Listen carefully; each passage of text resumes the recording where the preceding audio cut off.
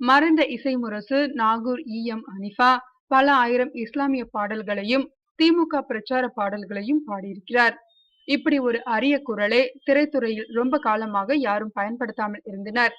பாவ மன்னிப்பு படத்தில் இடம்பெற்ற எல்லோரும் கொண்டாடுவோம் பாடலில் சில வரிகளை பாடியிருந்தார் நாகூர் ஹனீஃபா. பின்னர் சினிமாவில் பாடுவதில் பெரிய நாட்டம் காட்டப்படவில்லை அவர். பல ஆண்டுகளுக்கு பிறகு அவர் ஒரு இசையமைப்பாளருக்கு பாட சம்மதித்தார். அவர் இசைஞானி இளையராஜா.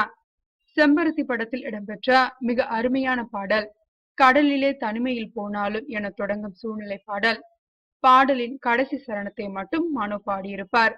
மிகப்பெரிய வரவேற்பு பெற்றது நாகூர் ஹனீஃபாவின் இந்த பாடல் திரைப்பாடல். அடுத்த பாடலே ராமன் அப்துல்லா படத்திற்காக பாடியிருந்தார் இசை முரசு. உன் மதமா என் மதமா ஆண்டவன் எந்த மதம் என்று தொடங்கும் அந்த பாடலும் மிகப்பெரிய வரவேற்பை பெற்றது. இந்த பாடலை முழுவதும் ஹனீஃபாவே பாடியிருப்பார். நாகூர் ஹனீஃபா பாடிய மூன்றாவது பாடல் இடம்பெற்ற திரைப்படம் தர்மசீலன். இளையராஜா இசையில் எஸ்.பி. பாலசுப்ரமணியத்துடன் இணைந்து பாடினார் ஹனீஃபா. எங்கும் உள்ள அல்லாஹ் பேரை சொல்லுங்க நல்லா என தொடங்கும் பாடல் அது. இந்த மூன்று பாடல்களுமே மக்களிடம் பெரிய வரவேற்பை பெற்றன என்பது குறிப்பிடத்தக்கது.